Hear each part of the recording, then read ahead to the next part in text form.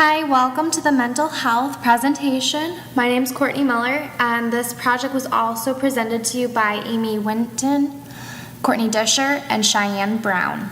For the table of contents, we will be talking about what is mental health, what is mental illness, how to be mentally well.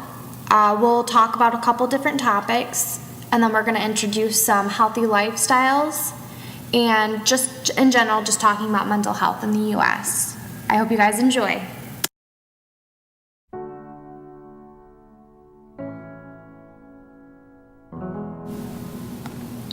What is mental health? Mental health is the balance between social, physical, spiritual, and emotional aspects of life.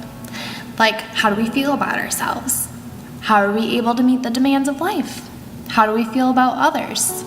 When we look at this, we can think of, how do we feel about others? Do we have a positive outlook on life and a general well-being? To meet the demands of life, are we able to cope with change? How do we feel about others? Are we able to interact with others, including having loving relationships? In order to maintain this, we need to have people in our lives that we trust. We need to take steps to resolve problems, and we need to pay attention to our lifestyles.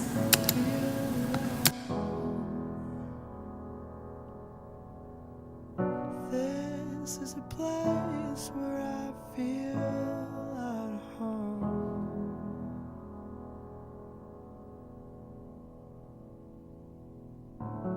What is mental illness?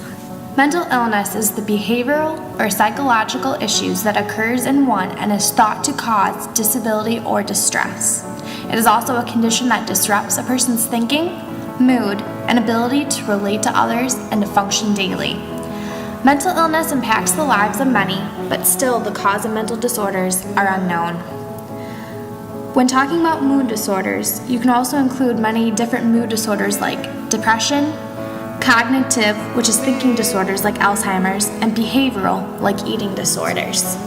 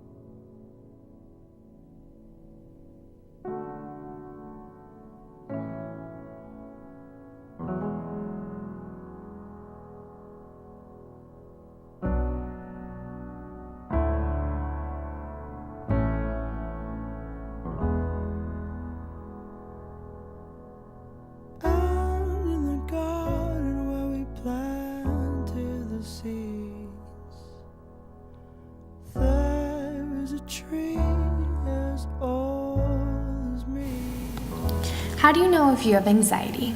Signs and symptoms can be both emotional and physical. Emotional signs may include a feeling of tension, irritability, or restlessness, and you may also find it hard to concentrate or even have negative feelings about yourself and life. The physical signs you may also notice may be heart pounding, sweating, shortness of breath, headaches, or insomnia. There are 5 types of anxiety disorders, which include generalized anxiety, obsessive-compulsive disorders, panic disorder, post-traumatic stress disorder, or social phobias. Generalized anxiety seems to be the most common anxiety disorder affecting adults, which has a long-lasting effect and is not focused on one situation. Statistics show that 28.8% of the adult population will develop an anxiety disorder, and women are 60% more likely to suffer from anxiety in their lifetime compared to men. Treatments for anxiety disorders vary depending upon the person and the severity. You can start by considering how well can you take care of yourself, or how well are you taking care of yourself. Assess how much time you leave for relaxation and for fun activities. Do you make time to exercise? Because that could help release endorphins. Taking away from your anxiety can sometimes even be as simple as asking for help when you need it rather than stressing yourself out. Also, if needed, There are both behavioral and medication therapies to help manage your anxiety. Lastly, before it is too late, we should all focus on prevention of anxiety. Exercise, eating a healthy and well-balanced diet, taking time to relax, and just do things that bring joy to your life. You can do this, and this will help ease the symptoms of anxiety. From here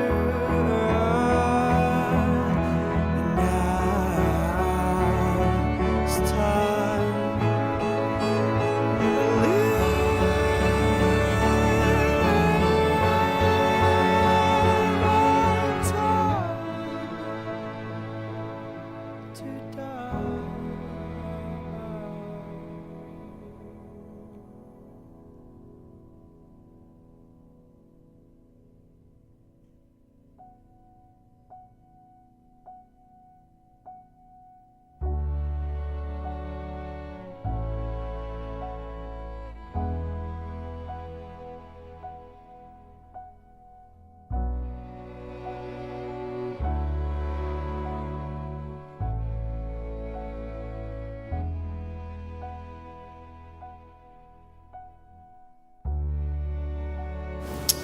For those of you that do not know what autism is, autism can be defined as a neurological condition with impairments in social interaction, communication with others, and behavioral development. The symptoms of autism can be seen as lack of expression because they simply cannot tell you or show you that they are happy or upset. Some lose the ability to speak along with social skills, and in stressful situations, most children and adults with autism will usually stim or do some sort of repetitive-like behavior. Some additional symptoms include withdrawing, self-abuse, and indifference to social overtures. Treatment of autism, it doesn't really exist because you can't. Usually some doctors will prescribe some medication or behavioral therapies, but medicine can't cure everything, and especially with subdues like aggressive or violent behaviors. But with behavioral therapy, it can be effective, and in most cases it can be used to show such great improvements in communication skills. Some statistics with autism is that 1 in 110 children will be diagnosed with autism this year. Autism costs the nation $35.6 billion per year. Figures are expected to increase in the next decade, yet only $218 million will go towards autism research. And the last statistic is that boys are 4 times more likely than girls to have autism.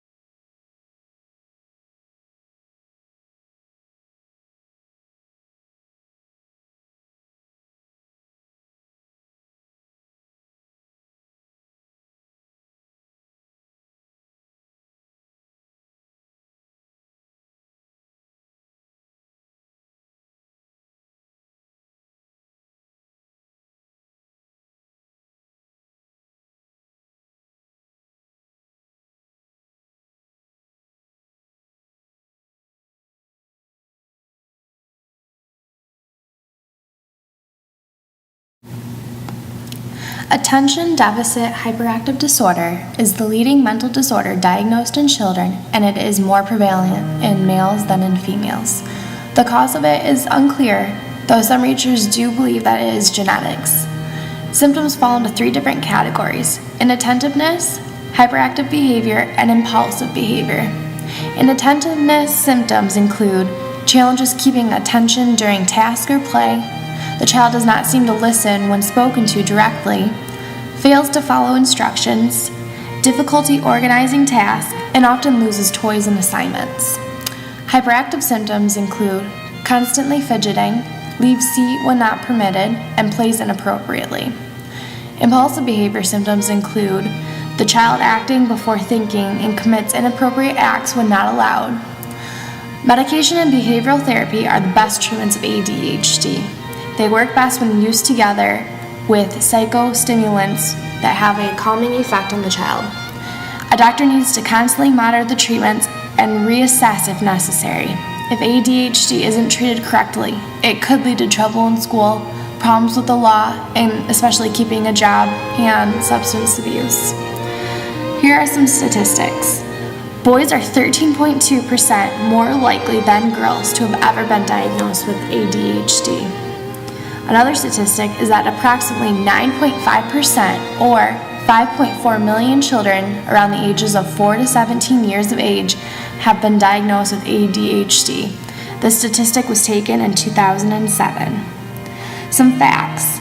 Children with ADHD compared to those children without were more likely to have minor injuries, hospital outpatient, or ER department admission. Another fact is that workers with ADHD were more likely to have at least one sick day in the past month compared to workers without.